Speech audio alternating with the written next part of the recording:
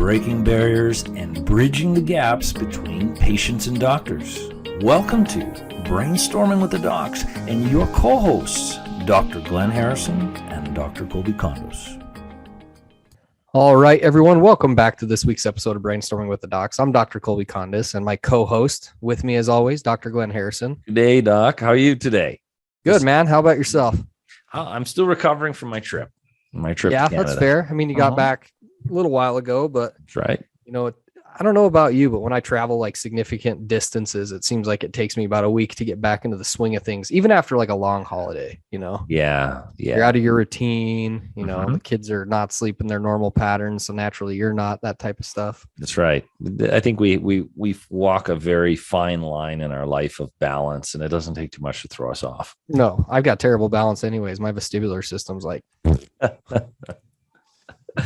So today we're going to talk about the power of a diagnosis, the psychological power of it. We both see it all the time. Before we started recording, you were telling me of a case and how it can, I would say, permanently destroy people if they're not managing it properly. Yeah, I would agree with that. I think that a lot of times people, and this might be in some part the medical profession is at fault. Like, oh, you've got this, see you later type of deal. So now they're, oh, I have this. This is what I am. This is what my life's going to be. So I think that a lot of time we leave patients feeling hopeless rather than empowered. So yeah, if this sounds like you or someone you know, make sure to stay tuned and hit like and subscribe, turn on notifications, because we continue to roll out new content like this each and every week. And hopefully it's inspiring and applicable to you.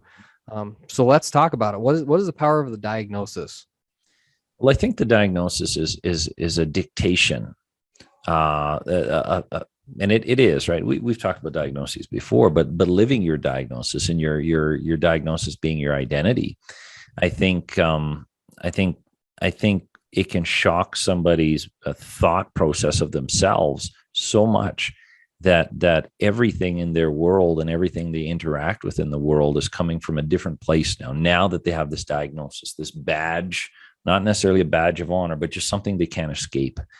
I had a patient call it before and she's going to be on the podcast here in the future. But she tells her story and she talked about, multiple diagnoses, adioses. That's what she called it. Cause she had all these labels without any background. So letting your diagnosis dictate your actions and lifestyle, it changes your world. And what happens is, and there's been many experiments about this. People would actually take on the symptoms of a diagnosis, just because they were told that, and they really never even, they never really even had the physiological symptoms yet. It was psychosomatic. So that's just one aspect of a problem with this. But also, humans aren't designed to be hyper analyzing their health all the time. They're supposed to be living almost blissfully ignorant to some extent, so they don't need to think about something that's not even creating a symptom. So we know we're living our diagnoses when it starts affecting our motivation. And we were talking about this. Our motivation is everything. And if we are told we can't do something, or the suggestion is there with the diagnoses, you have COPD, you should watch how much what your activity is. Well, right away. And I know you've had patients like this. I've had patients suddenly in Colorado, they're not going for the hikes they used to go on because I have COPD. I don't think I can't do it. I don't think I can do it. Power suggestion from the doctor. Then it modifies and mutates because they've been thinking about it every night and every day. And now they believe they can do it. So what do? They don't go for the hike that they should have. Right. And then it goes from like, well, I don't think maybe you should consider maybe doing less of this to, that's right. Well, maybe I shouldn't do that. Well, I shouldn't, then I just won't. And then if they won't, then they don't. Right. That's right. Then they truly believe they can't. Yeah. Yep. And another example of this is I'm guilty of this as well. So after I was diagnosed with that autoimmune digestive disorder, It was like I wouldn't go out to eat, or if we went out to eat, you know, say we went out as a family event or something like that, I literally would just be like, no, I'm fine, I'm not going to order.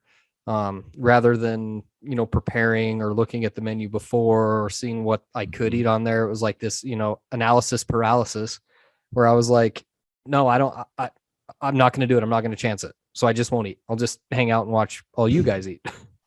Yeah. So it's not unique to just patients. I mean, it gets us too, right? Oh, for sure. For sure. The diagnosis is powerful. And I think we gotta take it in, but we got to be careful again, not to live the diagnoses and to keep, you know, spreading our wings as much as we can. You know, someone is diagnosed with some kind of metabolic disorder like chronic fatigue, or right away that, you know, they limit everything in their life because they don't believe they have the energy.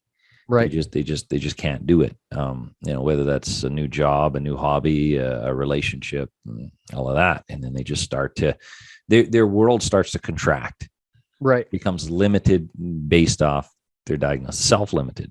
Well, and that's the biggest thing. Like when we were talking about this, it's like, you know, is the diagnosis part of who you are, or are you becoming your diagnosis? You know what I mean? You know, how I think that everyone's probably been around that where, you know, you meet a family member. It's like, oh, how's it going? Oh, I have Crohn's. Like first thing out of their, you know, first thing out of their mouth.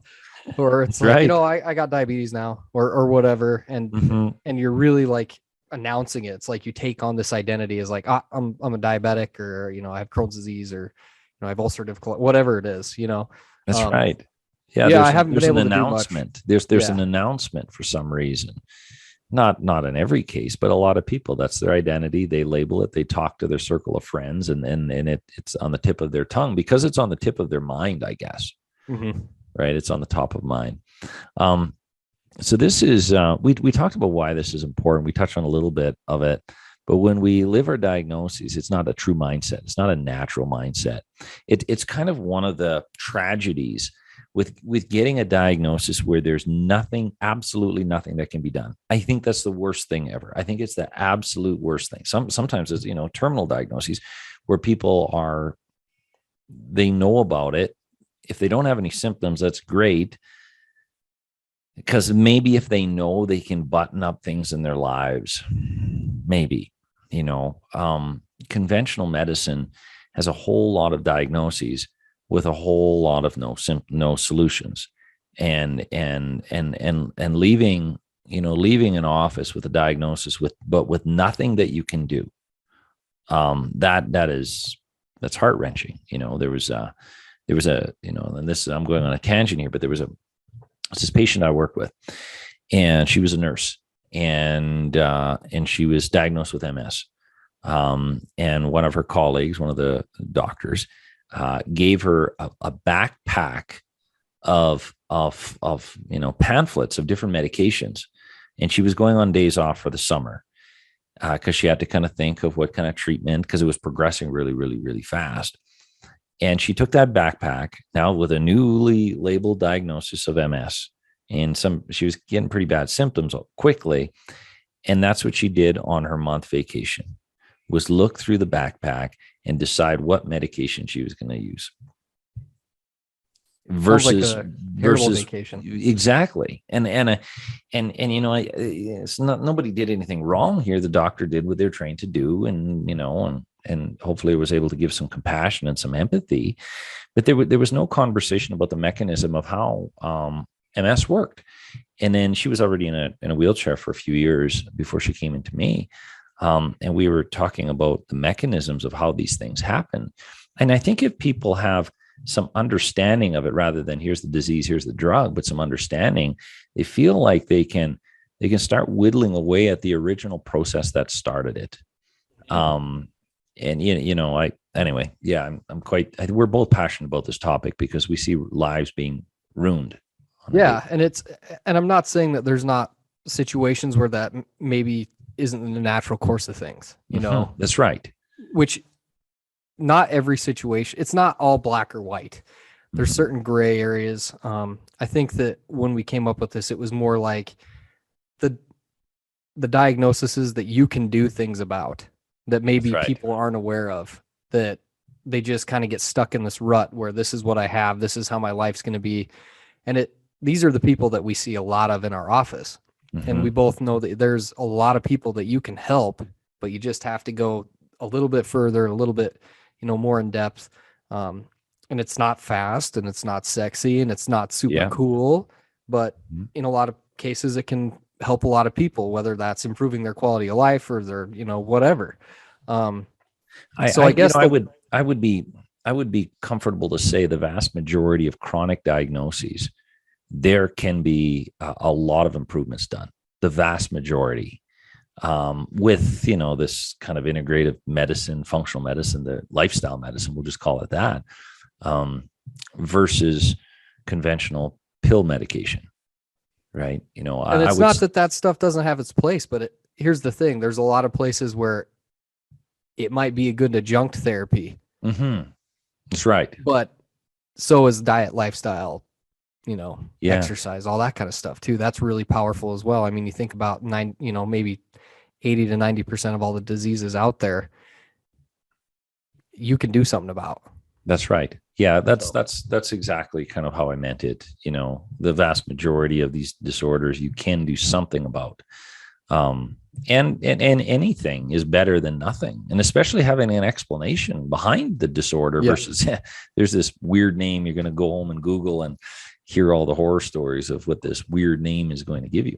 Well, I think it's kind of like when you know what it is, right? It's been described to you, the physiological processes, then all of a sudden it becomes more palatable and more digestible. It's not as scary anymore. That's right. So it's kind of like revealing the boogeyman, lifting the cape and seeing really what is it versus this complete unknown entity. Yeah. So I don't know. I guess we kind of beat that up, but I think it's important. I think I know it's important. I absolutely know it's important because so many people, and that's ends up how they find clinics like ours. They Google the heck out of something, and then they hear some crazy doctor talking about something with lifestyle and what could be done, mechanisms of the disorder, and then they're like, wow, maybe there is something. So they still have a trickle of hope when they're searching up these answers. Well, that's it. I mean, those are the big takeaways from this, right? Is don't give up. You can still impact your own life, even if you have limitations. I mean, quality of life, and just because you have a diagnosis doesn't mean that's who you are. It's just something that's going on in your body. That's right. It doesn't change who you are. It doesn't change any of that. Yeah. So well, we hope you guys got value out of this. We hope if you guys are struggling with this, then you reach out and find someone that can help you get it figured out. And again, hit like and subscribe, turn on notifications so you keep getting the content when it comes out. If you'd like to get a hold of us, we have an email associated with the podcast. It's info@brainstormingwiththedocs.com. You can find more information on our websites. Mine is northlakeschiropractic.com. Dr. Glenn's is drgharrison.com. And again, stay tuned because we're going to keep rolling out new content each and every week. That's right. So with that being said, don't live your diagnosis, live you. There you go. Till next time, buddy. Okay. Bye-bye.